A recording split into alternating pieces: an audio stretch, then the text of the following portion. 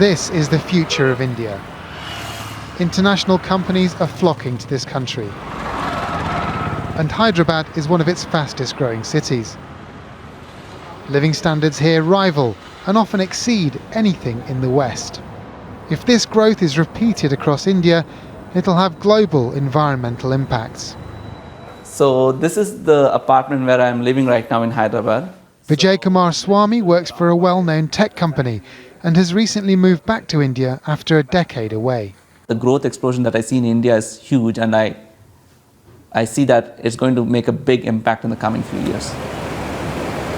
All that growth needs energy and natural resources, and that means more carbon emissions.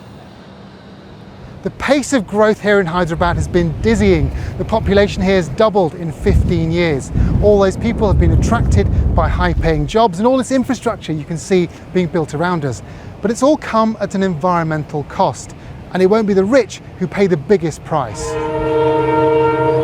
On the other side of the city, this used to be one of Hyderabad's most important waterways. But water hasn't flowed here for more than a decade. I'm standing on what used to be the bed of the river Musi. The water would have been up to my waist normally and stretched to those trees over there. Now it's completely dry because of urban development further upstream. That's had a massive impact on the local communities that live on either side. Mohammed Ashfaq, one of the elders of the village on the banks of the river, told me they used to bathe, wash their clothes and grow crops on the Musi. None of that is possible now.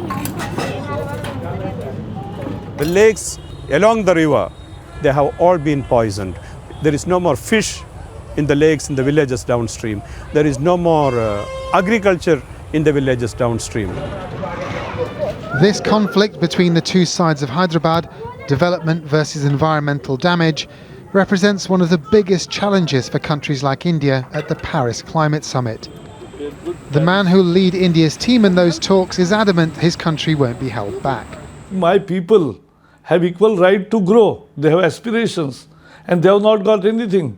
We are not part of the problem, but we want to be part of solution because we are suffering because of that climate change.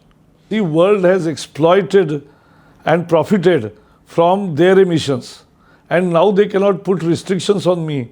So there has to be a justice. So we want Paris, just an equitable agreement to come out of Paris. This is an exciting dawn for India. How this country chooses to develop will determine the success of the Paris summit and ultimately the health of our planet. Alok Jha, News at 10, Hyderabad.